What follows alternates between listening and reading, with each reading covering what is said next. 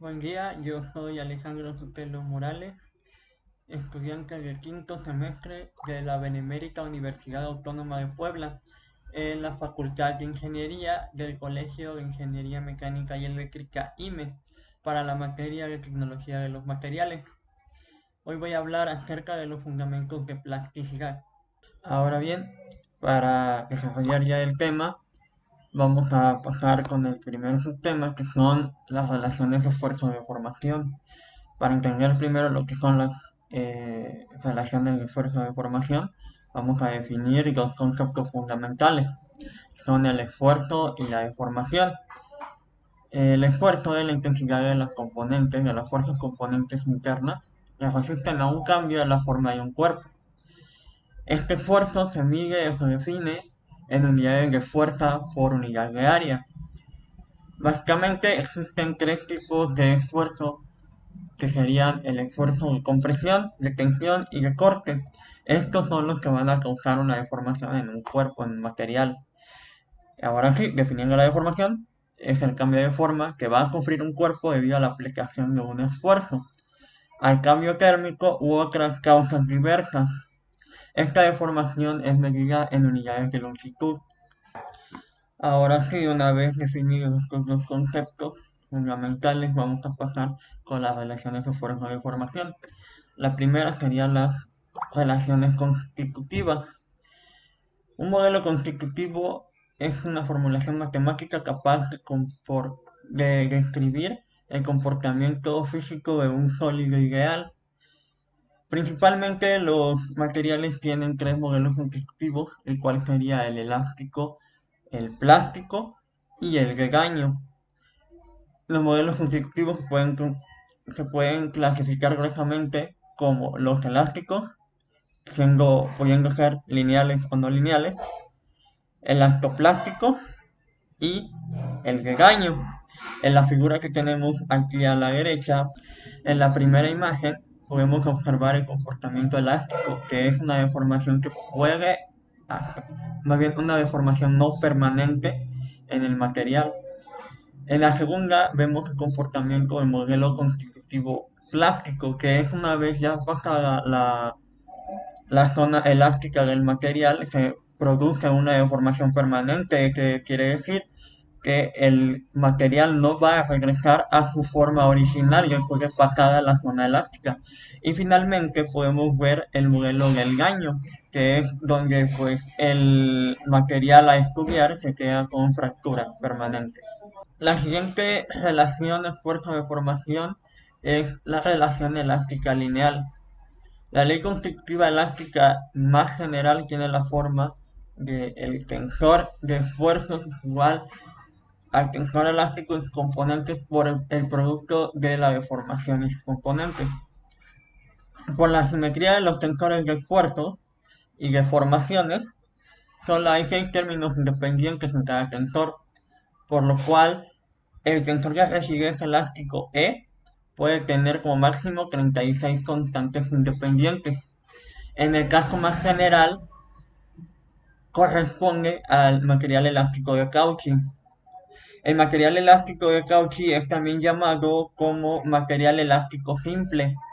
En este es aquel en el que la tensión en cada punto está determinada únicamente por el estado actual de la deformación. Ahora bien, esta relación elástica lineal cuenta con varios casos en los cuales las constantes independientes van a cambiar.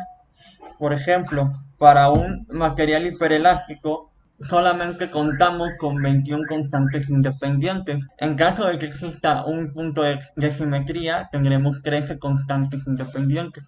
En cambio, si tenemos tres ejes de simetría o también llamada como ortotropía, tendremos 9 constantes independientes. Si llegamos a tener un solo eje de simetría, también llamado como anisotropía transversal, tendremos 5 constantes independientes.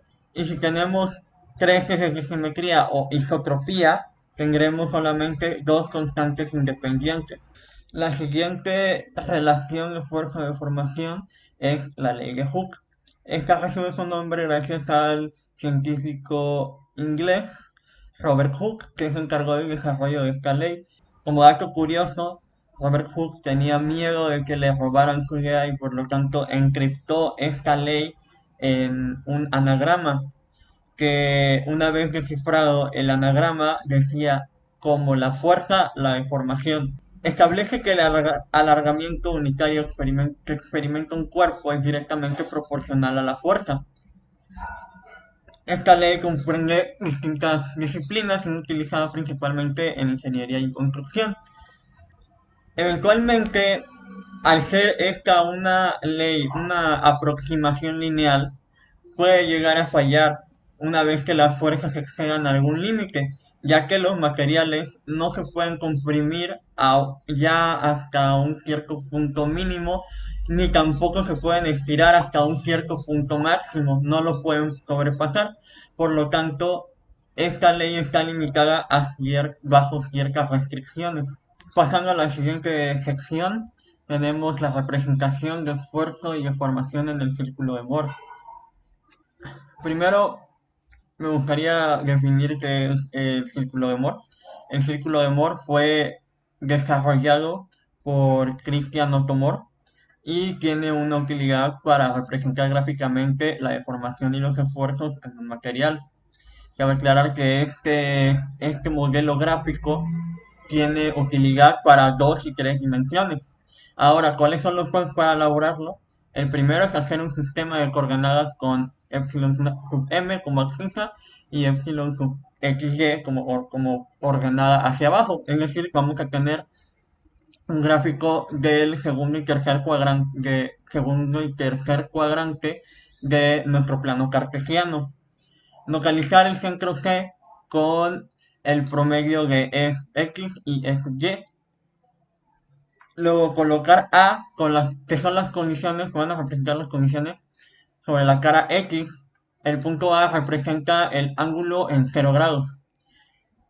Luego, posteriormente, localizamos el punto B, que va a representar las condiciones de deformación en la cara del elemento. Este punto B representa a 90 grados. El siguiente paso sería unir A y B con una línea que va a pasar por el centro C. Este va a ser nuestro diámetro del círculo. Después, trazar el círculo de Moore que pase por A y B y que tiene como centro C. Su radio está determinada por esta fórmula.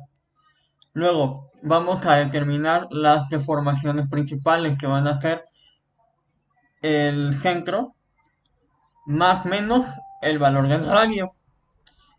Luego, por último, vamos a calcular el valor del ángulo θ con la fórmula de aquí. Y después vamos a poder determinar la deformación cortante máxima, que va cargada también por el radio. Una vez que tengamos todo esto, vamos a tener una figura parecida a este círculo de Moore como ejemplo. Como podemos ver, el punto B está representado en 90 grados respecto al eje X y el punto A está en 0 grados. Esto quiere decir que A y B están a 180 grados uno del otro. La siguiente sección es de los criterios de fluencia. Entre la zona elástica y la zona plástica de un material existe una zona en la que se van a presentar las deformaciones irrecuperables de un material. Los criterios de fluencia nos ayudan a determinar en qué momento ocurren este tipo de deformaciones dependiendo del material y sus características. Entonces, el primer criterio que vamos a ver es el criterio de Grutter-Prager. Este modelo, este criterio es dependiente de la presión y básicamente nos determina si un material ha sobrepasado o no su límite elástico. Este criterio fue creado para tratar de representar la deformación plástica que sufren los materiales que su comportamiento depende de la presión.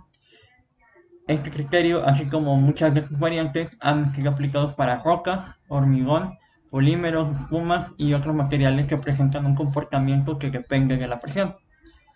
El criterio se puede escribir de la siguiente forma, como la raíz de J sub 2 es igual a A más B por I sub 1, donde I sub 1 es el primer invariante del tensor de tensión.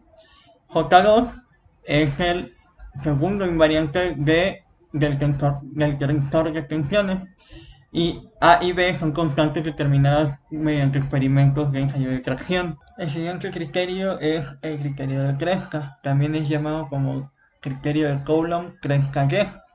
Lleva este nombre porque está basado en una hipótesis de Coulomb del año 1773, que fue desarrollado posteriormente por el ingeniero francés Henri Edward Kreska, y posteriormente en el año 1903 fue confirmado por el científico inglés Guess. Este criterio nos dice que la fluencia se produce cuando la máxima tensión de corte alcanza la tensión de corte en influencia de un ensayo en tracción uniaxial. Básicamente considera que las primeras deformaciones plásticas ocurren por deformaciones consecutivas a las tensiones de corte máximas. Matemáticamente lo podemos expresar como viene aquí: sigma sub 1 menos sigma sub 3 es menor que S sub y. ¿Qué quiere decir? Sigma sub 1 es la tensión principal máxima, sigma sub 3 es la tensión principal mínima, y S sub y es el límite de fluencia a tracción. Este criterio es demasiado correcto cuando los signos de la tensión principal máxima y la mínima son diferentes.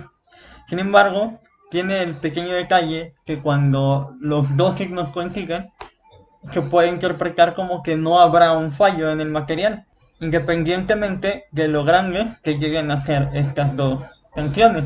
Gráficamente, el criterio de Krestka, está representado como se puede ver en la figura de acá, donde podemos ver está delimitado por una zona, y la zona sombreada es la zona segura del material en donde este no va a fluir de acuerdo al criterio de Krestka.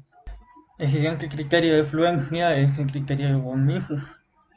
Este criterio también recibe el nombre de criterio Maxwell, Hoover, Henke y von Mises, porque pareciera que el primero en sugerir este criterio fue Maxwell en una carta a Lord Kelvin.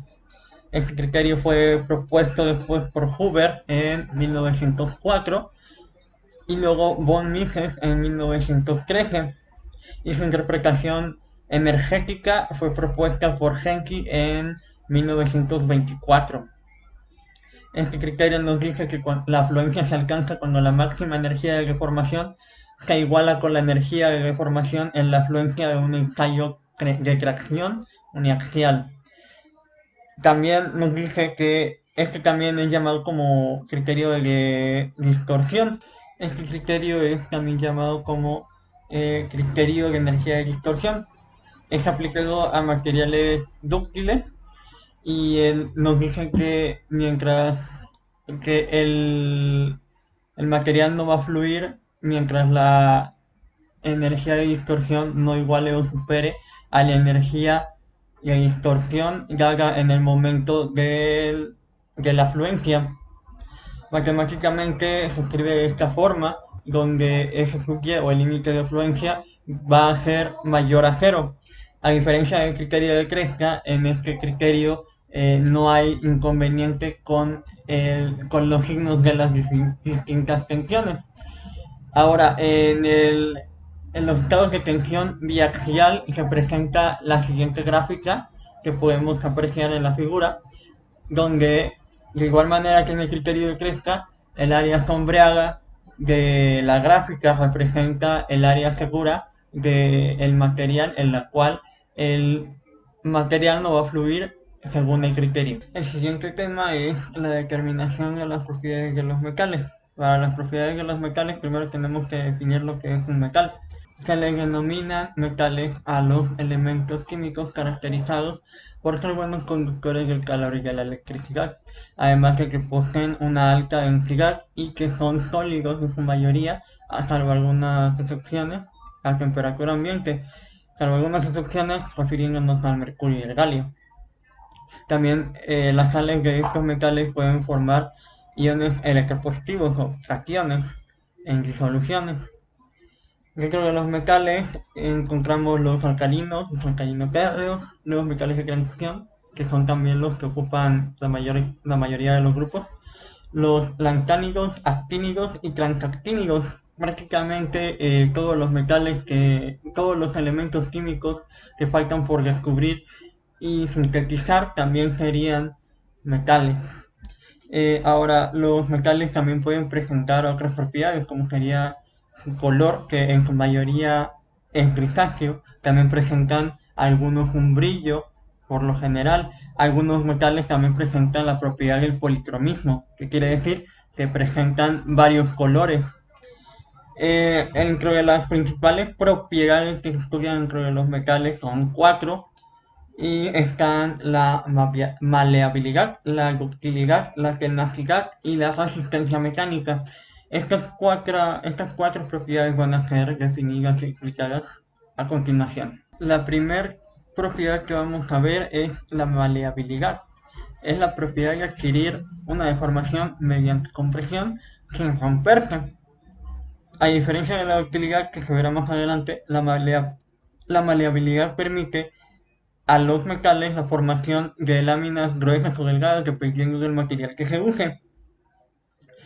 Dentro de los metales, el más maleable es el oro, pero también esta propiedad la presentan la placa del hierro y demás metales de la tabla periódica.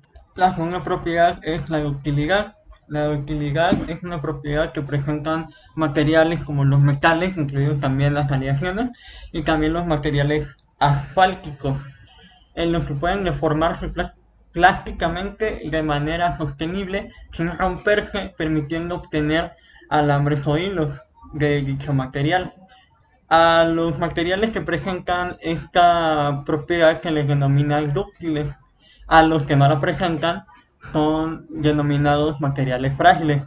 Los materiales dúctiles también pueden llegar a romperse debido al esfuerzo. Sin embargo, estas roturas o fracturas ocurren después de una deformación prolongada y de un esfuerzo también prolongado. Por lo tanto, siguen siendo denominados como materiales dúctiles. De nuevo, el metal más dúctil es el oro, pero también lo pueden presentar distintos metales de la tabla periódica. La siguiente propiedad viene siendo la tenacidad. La tenacidad es la energía de deformación total necesaria o que puede absorber o acumular un material antes de alcanzar su ruptura en condiciones de impacto. Esta propiedad se debe principalmente al grado de cohesión entre moléculas. Como podemos observar en la figura, tenemos esta zona verde, la cual se refiere a la zona elástica del material, y la tenacidad estaría representada por toda la zona amarilla, que vemos que hasta la cruz roja es donde llega su ruptura.